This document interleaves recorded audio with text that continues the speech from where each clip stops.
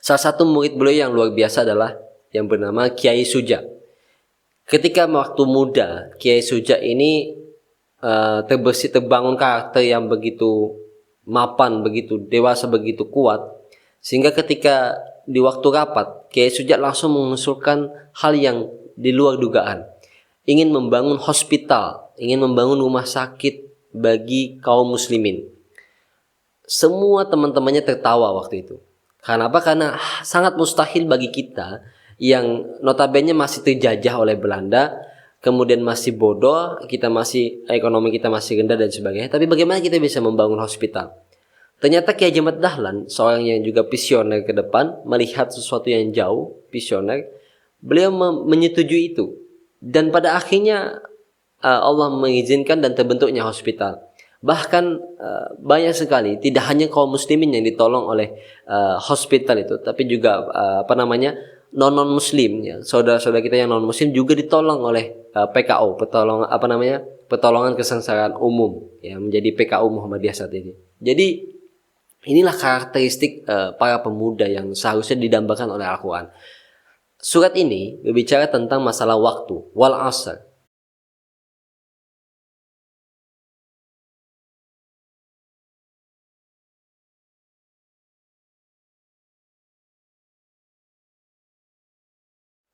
Bismillahirrahmanirrahim. Assalamualaikum warahmatullahi wabarakatuh. Alhamdulillah. Alhamdulillahilladzi khalaqal mauta wal hayata liyabluwakum ayyukum ahsanu amala wa huwal azizul ghafur. Asyhadu an la ilaha illallah wahdahu la syarika lahu wa asyhadu anna Muhammadan abduhu wa rasuluh. La nabiyya wa la rasula ba'da. Amma ba'd. Alhamdulillah, segala puja dan puji hanya milik Allah Subhanahu wa taala yang telah senantiasa melimpahkan nikmat hidayah dan keberkahan atas pada seluruh hambanya, sehingga kita bisa merasakannya, kita bisa memaksimalkannya dalam rangka menjalani ketaatan kepada Allah Subhanahu wa taala. Shalawat serta salam tak lupa kita curahkan kepada Nabi Muhammad sallallahu alaihi wasallam. Nabi yang menjadi pejuang untuk menegakkan risalah keagamaan, Nabi yang kemudian ditakdirkan oleh Allah Subhanahu wa taala sebagai penutup para nabi, yang mana sudah menjadi cikal bakal di usia mudanya akan menjadi pemimpin agama Islam sehingga akhir zaman kelak. Sehingga dia menjadi pemimpin yang menghasilkan suri tauladan, menghasilkan akhlak bagi umat manusia di muka bumi. Karena memang sejatinya beliau Rasulullah SAW itu diutus untuk menyempurnakan akhlak umat manusia di muka bumi. Berhubung bicara tentang Nabi Muhammad SAW, kita mengetahui bagaimana sosok Nabi Muhammad SAW dalam hidup beliau ketika beliau masih muda sekalipun. Beliau menjadi Nabi pada usia 40. Usia 40 dikenal sebagai usia kematangan. Namun kematangan sosok Nabi Muhammad SAW, kematangan kepimpinan Nabi Muhammad SAW, atau kematangan diri Nabi Muhammad SAW sebetulnya belum jauh sebelum daripada usia 40. Bahkan di usia mudanya, sangat muda beliau dikenal di masyarakat sana, di masyarakat waktu Arab waktu itu sebagai Al-Amin, yang dapat dipercaya. Jadi hampir semua masyarakat mengakui dan memberikan gelar Al-Amin kepada Nabi Muhammad SAW di usia mudanya. Al-Amin adalah seseorang yang dapat dipercaya, seseorang yang jujur. Nah, ini adalah karakter Nabi Muhammad SAW di usia mudanya. Beliau juga tidak senang dengan kehidupan yang penuh pesta, kehidupan yang penuh dengan maksiat, dengan mabuk-mabukan dan sebagainya. Makanya beliau sering mengasingkan diri ketika terjadinya ada pesta-pesta di lingkungan sekitar beliau. Jadi di usia muda memang beliau menjadi sosok yang berkualitas. Sampai pada usia 40 beliau menjadi nabi yang membawa ajaran-ajaran yang penuh dengan kedamaian, yang penuh dengan kerahmatan dan penuh dengan kemajuan.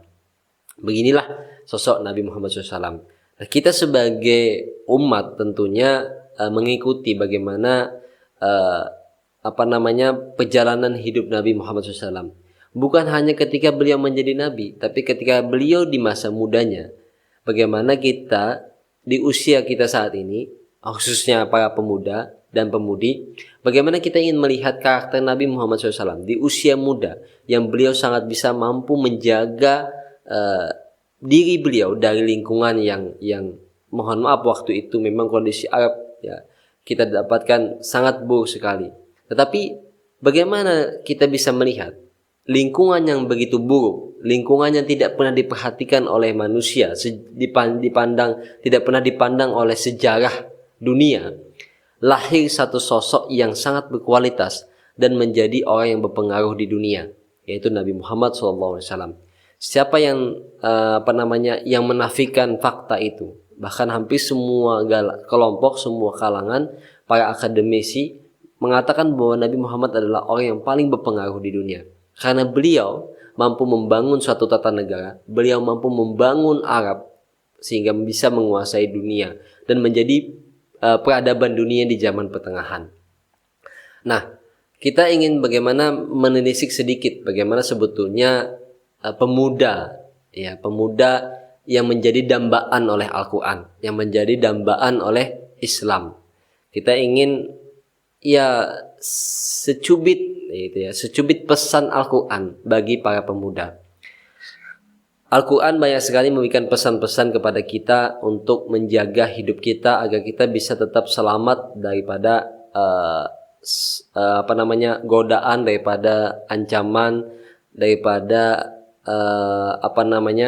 hal-hal yang kemudian menghasilkan iman kita menjadi luntur, hal-hal yang kemudian menghasilkan diri kita yang tidak berkualitas. Jadi bagaimana Al-Quran senantiasa memberikan pesan-pesan yang indah. Bahkan di wahyu pertama Al-Quran itu turun, sebetulnya itu sangat penting bagi para pemuda khususnya untuk menangkap pesan yang sangat penting yang dibawa oleh malaikat Jibril kepada Nabi Muhammad SAW, yaitu pada surat Al-Alaq ayat 1-5. Iqra bismi rabbikal ladzi khalaq, dan seterusnya. Ayat ini memberikan pesan tentang mengajak kepada Nabi Muhammad SAW untuk membaca. Ya, membaca adalah suatu perintah pertama dalam ajaran Islam. Para pemuda-pemudi harusnya menangkap pesan yang sangat penting ini, bahwa sebetulnya di dalam hidup kita penting sekali untuk membaca. Membaca bukan hanya sekedar membaca buku, membaca bukan hanya sekedar membaca tulisan atau membaca Al-Quran misalnya, tetapi membaca dalam seluruh dimensi hidup kita. Membaca diri kita, membaca siapa sebetulnya kita, membaca dan mengenali siapa lingkungan kita dan apa tujuan kita, membaca seluruh kehidupan di sekitar kita, lingkungan kita, alam semesta, membaca seluruh perjalanan ke ilmu pengetahuan dan sebagainya. Jadi perintah membaca itu sangat universal dan sebetulnya hal yang sangat fundamental di dalam perkembangan diri manusia, khususnya para pemuda. Ketika kita ingin mengembangkan kualitas, ya paling penting adalah, yang paling mendasar adalah bagaimana kita membaca. Semakin baik kualitas membaca kita, ya semakin berkembang diri kita, semakin berkualitas juga hidup kita. Karena maka dari itu perintah membaca sangat penting. Tetapi jangan sekedar kita membaca. Ada lagi ayat yang perintah selanjutnya. Iqra bismi rabbikal ladzi khalaq. Bacalah dengan nama Rabb yang menciptakanmu.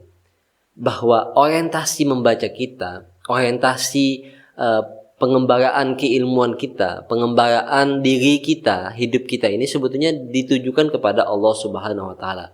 Makanya ada ayat yang lain yang berbicara inna sholati wa nusuki wa mahyaya wa mamati lillahi rabbil alamin. Jadi semuanya ditujukan dalam rangka beribadah kepada Allah Subhanahu wa taala. Wa ma khalaqatul jinna wal insan illa liya'budun. Tidak akan aku ciptakan jin dan manusia kecuali untuk beribadah kepadaku. Maka hidup kita ini, perjalanan hidup kita ini, pengembaraan hidup kita ini dalam rangka untuk beribadah kepada Allah Subhanahu wa taala. Nah, bagaimana mengembangkan keimanan kita kepada Allah? Ya dengan cara membaca. Membaca itu dalam proses pembelajaran pengetahuan, pembelajaran jati diri, pengalaman dan sebagainya. Ini salah satu aspek yang penting untuk mengembangkan diri kita, terlebihnya bagi para pemuda-pemudi. Jadi jangan sampai kemudian kita malu untuk menjadi pemuda-pemudi yang kurang dengan membaca. Ya, apalagi kalau di zaman modern saat ini, kita sebagai kaum milenial, kita tahu banyak sekali buku-buku, jurnal, penelitian yang itu sudah digital gitu. Jadi sangat mudah aksesnya untuk kita bisa membaca. Dan jangan pernah membatasi apa yang kamu baca. Jangan sampai kamu pernah membatasi apa yang kamu baca. Baca semua hal yang menurut kamu penting. Baca semua hal yang itu menjadi pengetahuan baru kamu. Jadi bahkan kita harus punya keyakinan bahwa segala sesuatu yang ada dalam hidup ini, segala sesuatu ilmu itu sebetulnya adalah ilmu Allah Subhanahu wa taala. Maka tentu kita harus belajar, tentu kita harus membaca. Ini baru membaca berkaitan dengan ilmu pengetahuan. Belum lagi berbicara tentang membaca pengalaman, ya, membaca pengalaman termasuk pengalaman internal diri kita dan juga pengalaman orang-orang lain.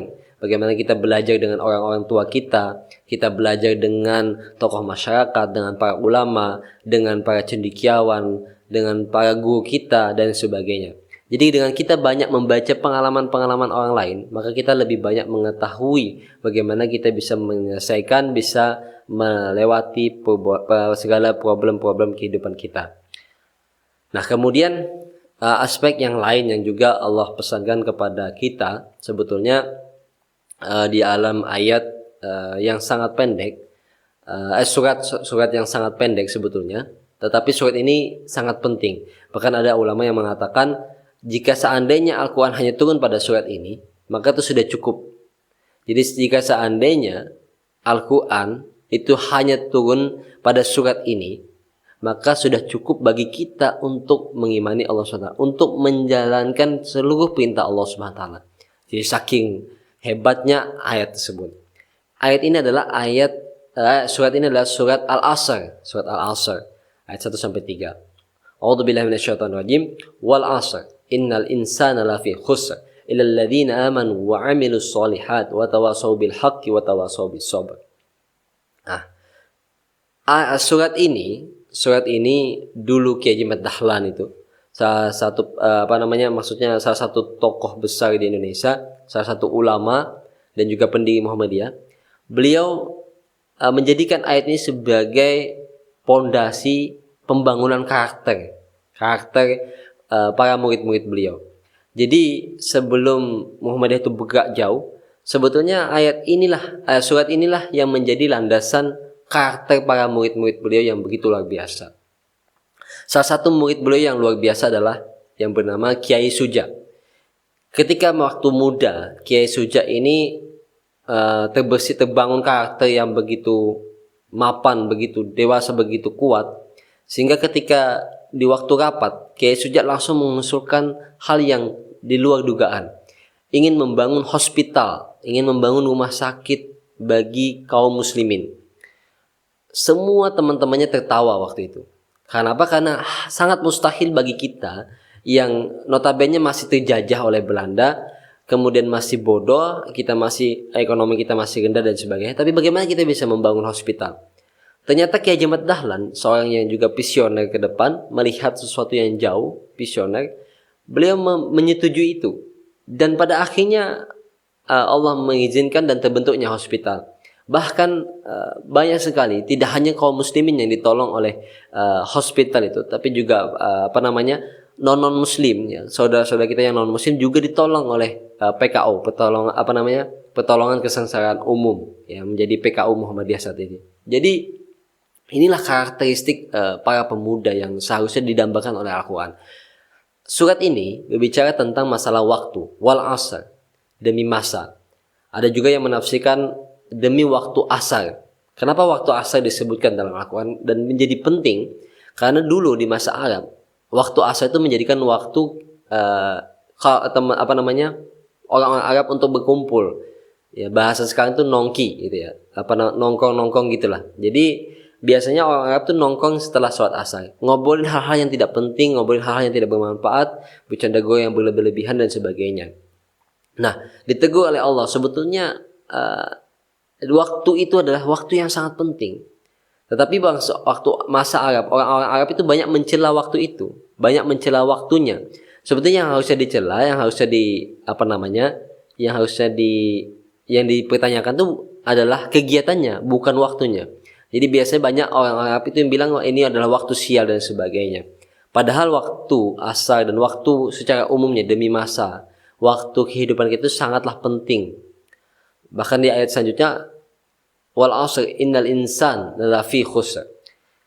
Sesungguhnya manusia itu pada dasarnya adalah mengalami kerugian. Jadi memang secara umum manusia ini pasti rugi.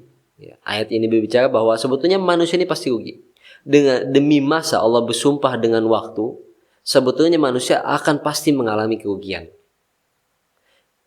Nah, ini pasti apa yang kita kemudian bisa kita rasakan ya, tentu kita merasa sia-sia hidup kita ketika kita mengalami kerugian.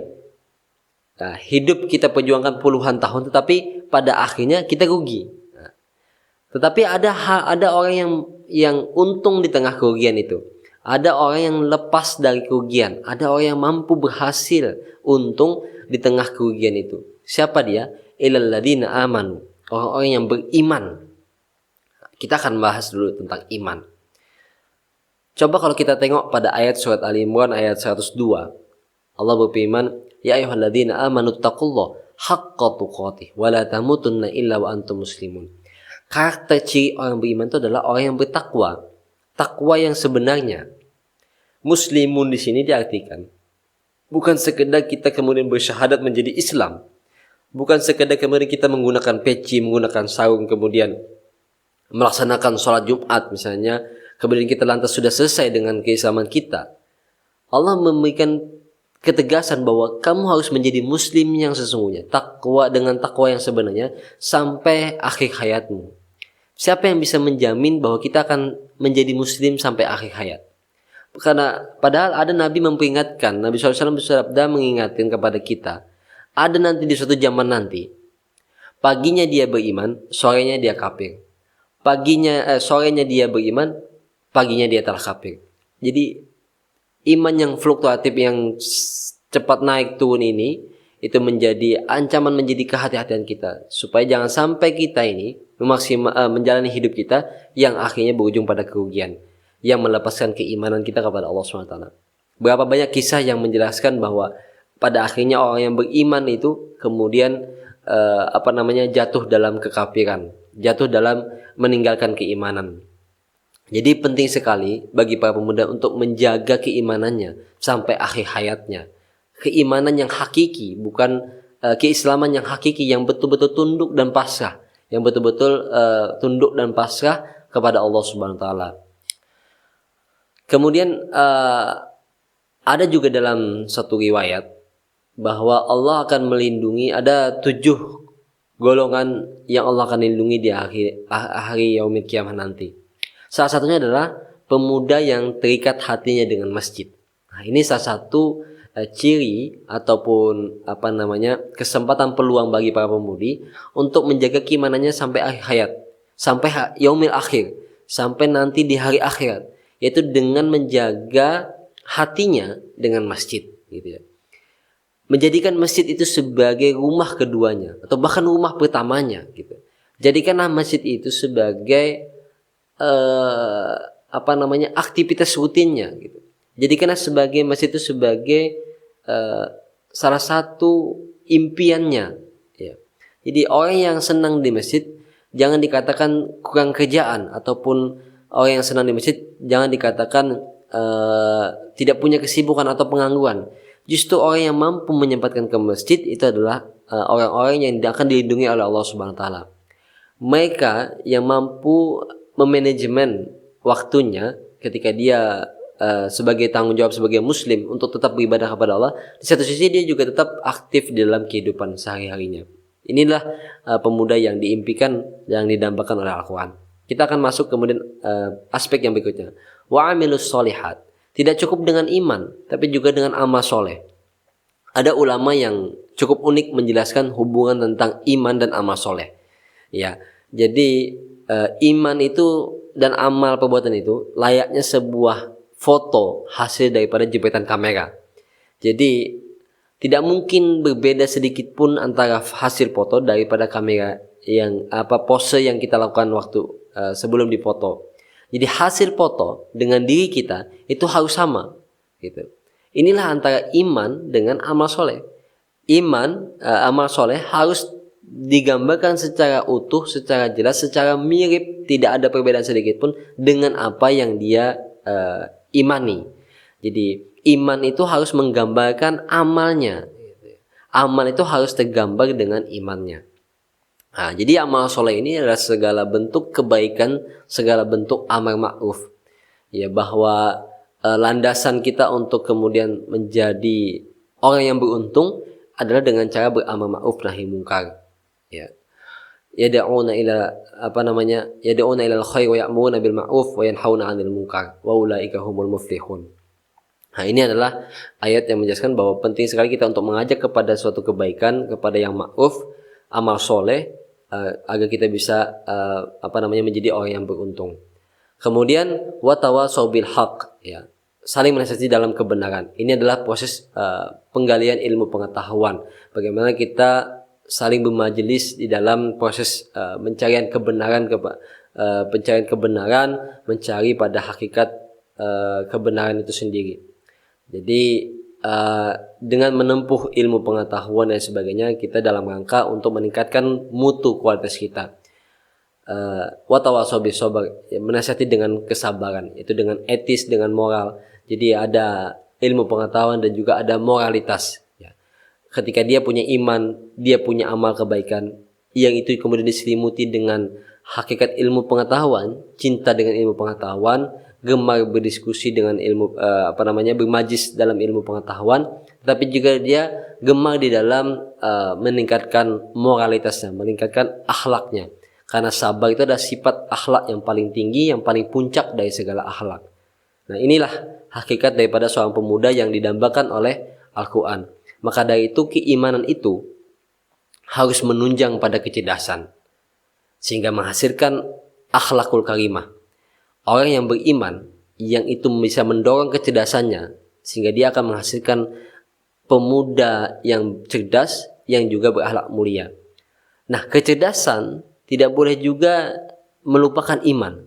Kecerdasan harus juga membantu, mengkokohkan, menjaga, menguatkan imannya, supaya dia menjadi orang yang bijaksana, menjadi orang yang dewasa, yang tidak mudah menyalahkan orang lain, yang dia menjadi penebar rahmat bagi semesta alam. Maka dari itu iman dan kecerdasan menjadi poin penting kita menjadi pemuda yang berkualitas, pemuda yang didambakan oleh Al-Quran. Mungkin cukup sekian. Nasrul minallah wa fatun qarib. Assalamualaikum warahmatullahi wabarakatuh.